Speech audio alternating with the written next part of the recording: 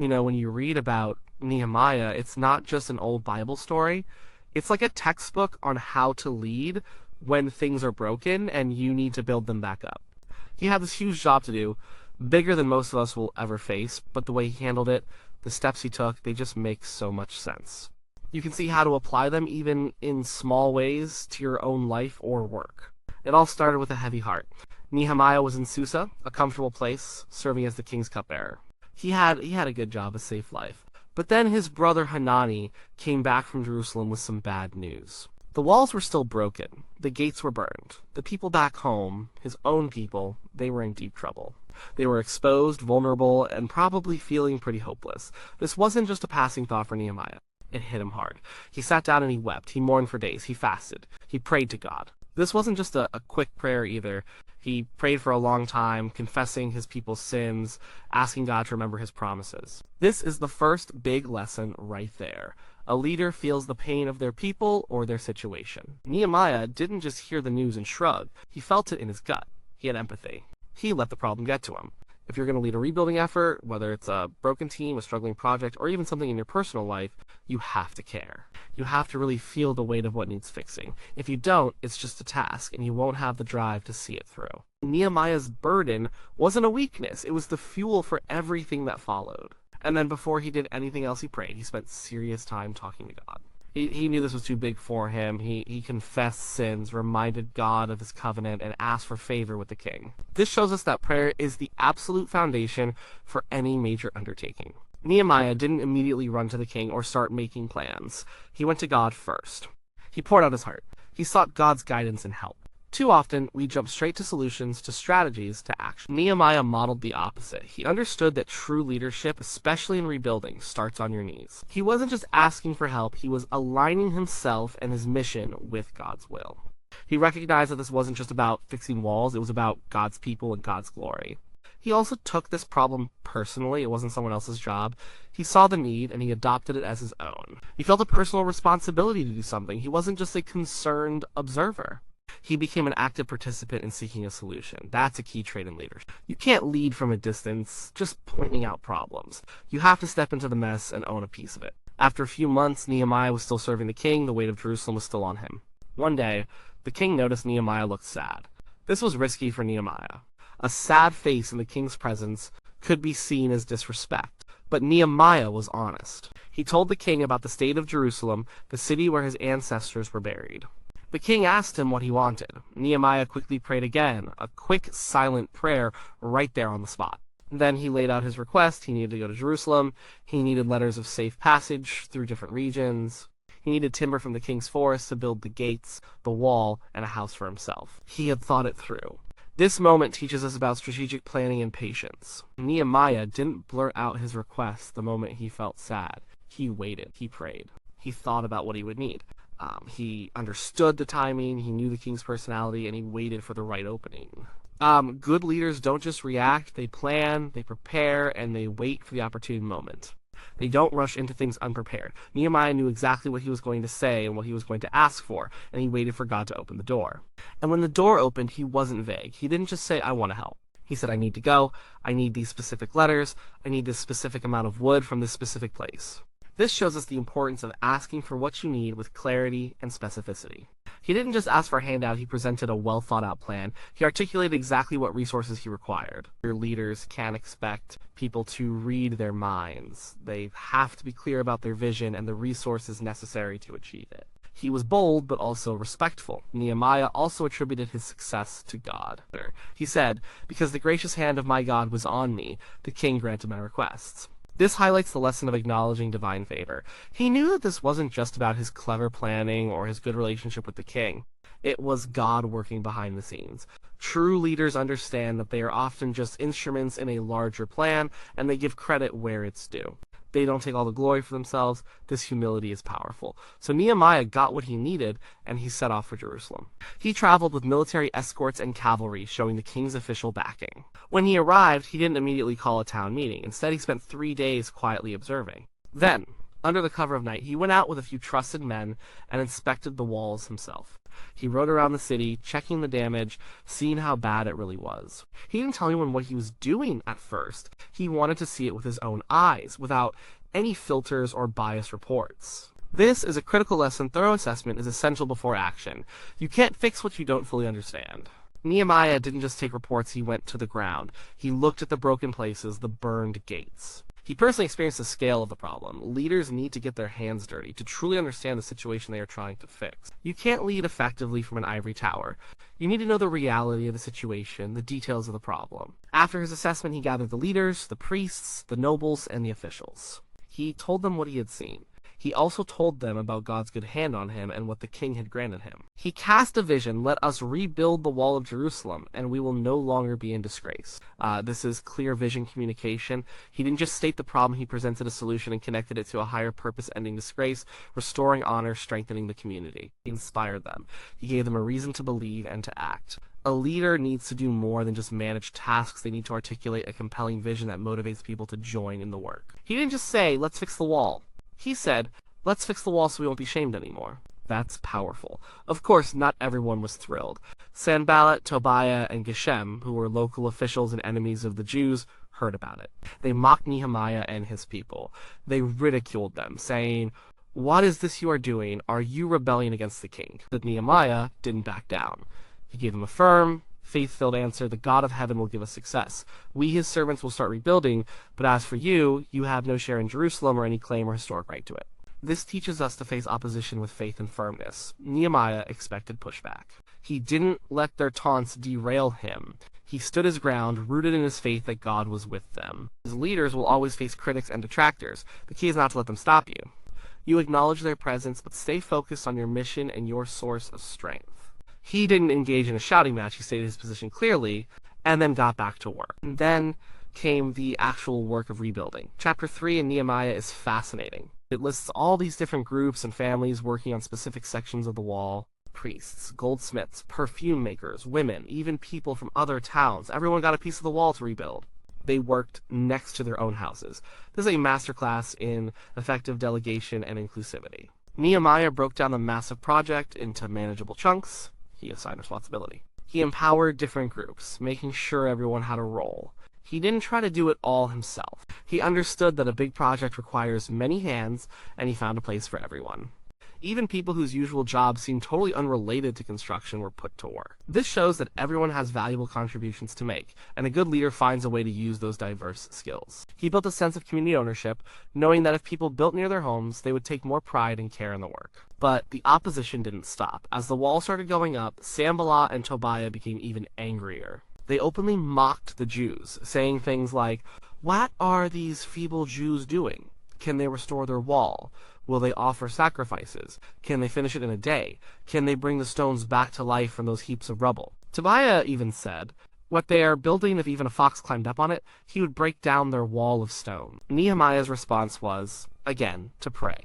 He asked God to hear their insults and turn them back on their heads. But he didn't just pray. He also took practical action. He posted guards around the clock. He armed the workers. He told them, "Do not be afraid of them. Remember the Lord, who is great and awesome, and fight for your families, your sons and your daughters, your wives and your homes." This illustrates the crucial lesson of prayer and practicality, the two-handed approach. Nehemiah didn't just pray and expect God to miraculously make the enemies disappear. He prayed earnestly, but he also put guards in place. He gave weapons to the workers. He understood that faith without works is dead. You pray like everything depends on God, and you work like everything depends on you. This balanced approach is vital for any leader facing obstacles. You trust God, but you also do everything in your power to succeed. The workers became discouraged. The rubble was immense, and the enemies kept threatening them. They felt overwhelmed. "The strength of the laborers is giving out," they said, "and there is so much rubble that we cannot rebuild the wall." Nehemiah recognized this. He knew morale was dipping, he didn't ignore it, he encouraged them by reminding them of God's power and their purpose. This is encouraging the discouraged. A leader needs to be attuned to the emotional state of their team. When people get tired, scared, or overwhelmed, a leader needs to step in, remind them of the larger purpose, and point them back to their source of strength. He told them to remember what they were fighting for their families and their homes. He gave them a reason to keep going beyond just the wall itself. The threats continued. There were plots to ambush the workers, so Nehemiah made sure that everyone who was working had a weapon nearby. They worked with one hand on the wall and one hand on a sword, and he made sure that a trumpeter was always with him, ready to sound an alarm if an attack came. He set up a system where everyone would gather at the sound of the trumpet. This shows vigilance and preparedness. A leader can't afford to be complacent. They must always be aware of potential threats and have contingency plans in place. They stay alert. Later, Sanballat and Tobiah tried another tactic. They sent messages to Nehemiah, inviting him to meet with them in a village on the plain of Ono. They tried to lure him away from Jerusalem, probably to harm him. Nehemiah's response was direct and powerful. I am doing a great work, and I cannot come down.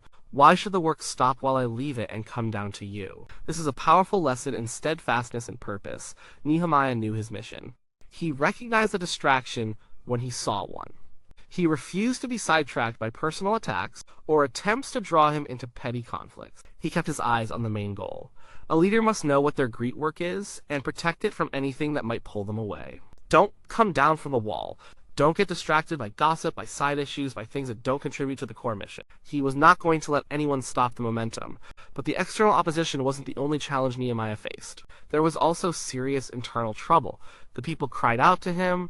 They were in debt. They had mortgaged their fields, vineyards, and houses to buy grain during a famine. Some had even sold their sons and daughters into slavery to pay off their debts. And it was their own Jewish nobles and officials who were charging them interest, making the situation worse. Nehemiah was furious. He knew this was a huge injustice. He called a large assembly and confronted the nobles and officials. He pointed out their hypocrisy. They were buying back their own people from slavery to pagans, but then they were enslaving their own people through debt. He reminded them to fear God and to avoid bringing disgrace upon their people among the nations. He called them to stop charging interest and to return the land, vineyards, and houses they had taken.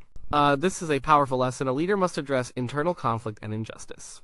You can't just focus on the external enemy or the physical task. If there's rottenness within the community, it has to be dealt with. Nehemiah didn't shy away from confronting his own people, even those in positions of power. He spoke truth even when it was uncomfortable.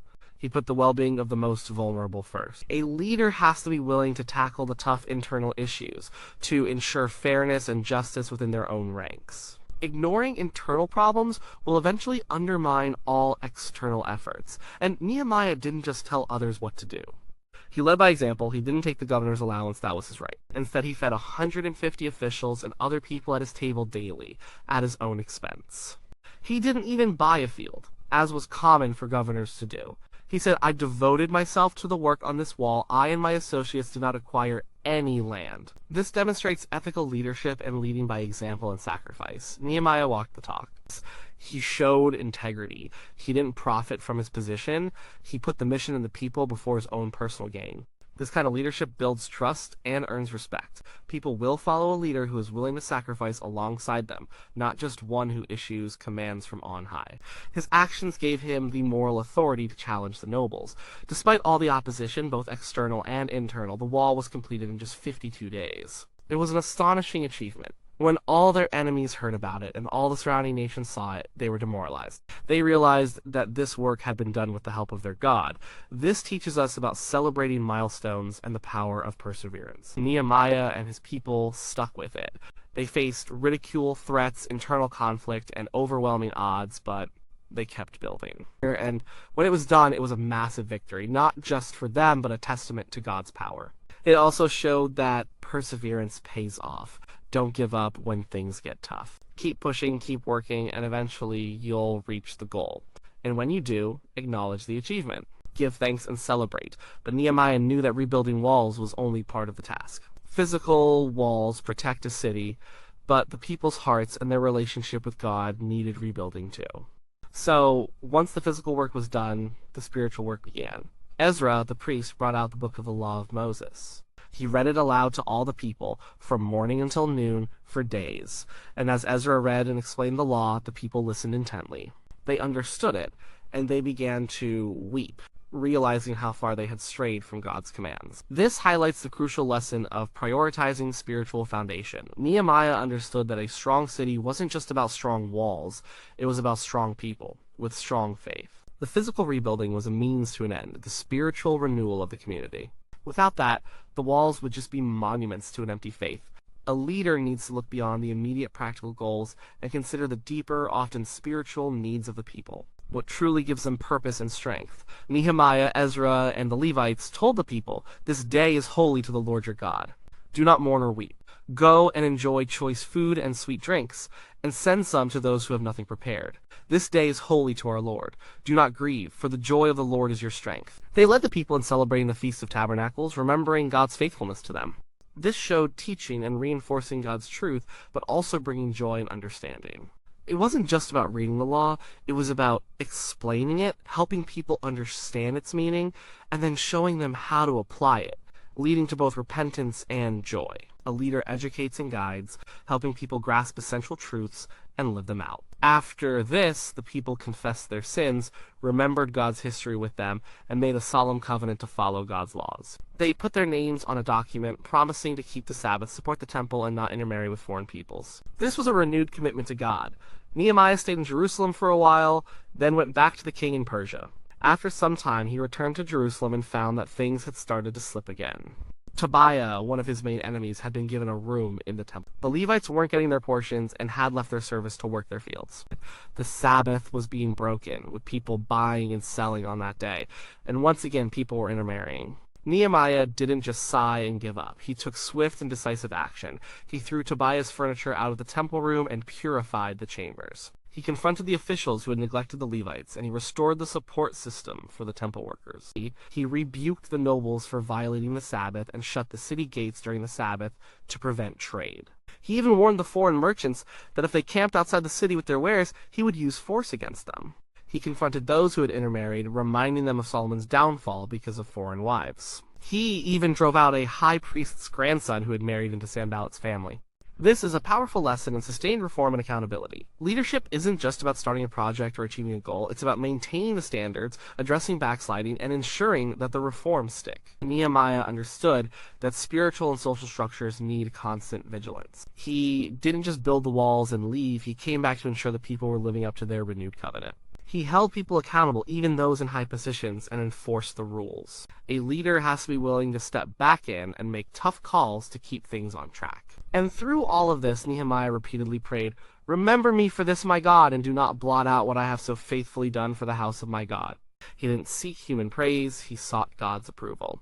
This speaks to uncompromising faith and a desire for God's approval. He wasn't afraid to be unpopular when it meant upholding God's commands. He prioritized God's will above comfort, popularity, or ease. So, when you look at Nehemiah, you see a leader who was deeply empathetic to the pain of his people. He didn't just feel sorry, he prayed, planned, and took personal responsibility. He was patient and strategic, waiting for the right moment and asking for exactly what he needed. He assessed the problem himself, then cast a clear vision that inspired others. He knew how to delegate and include everyone in the work, even when it meant teaching them new skills. He understood that opposition was inevitable, both external and internal. He fought external enemies with a combination of prayer and practical action, never letting threats distract him from the great work. And he bravely confronted internal injustice, leading by example and personal sacrifice, rather than just demanding it from others. He celebrated successes, but he also understood that the job wasn't over when the physical walls were finished. He invested in the spiritual rebuilding of his people, teaching them God's word and helping them renew their covenant. And when things inevitably started to slip, he returned with uncompromising faith to restore order and hold people accountable. Nehemiah didn't just rebuild a wall, he rebuilt a people, their hope, and their relationship with God. His story shows us that true leadership, especially in rebuilding, requires a strong heart, a clear mind, firm resolve, and an unwavering commitment to a purpose larger than yourself, always leaning on God's strength and guidance. It's about being real, facing the tough stuff head on, and doing the hard work, even when no one else wants to.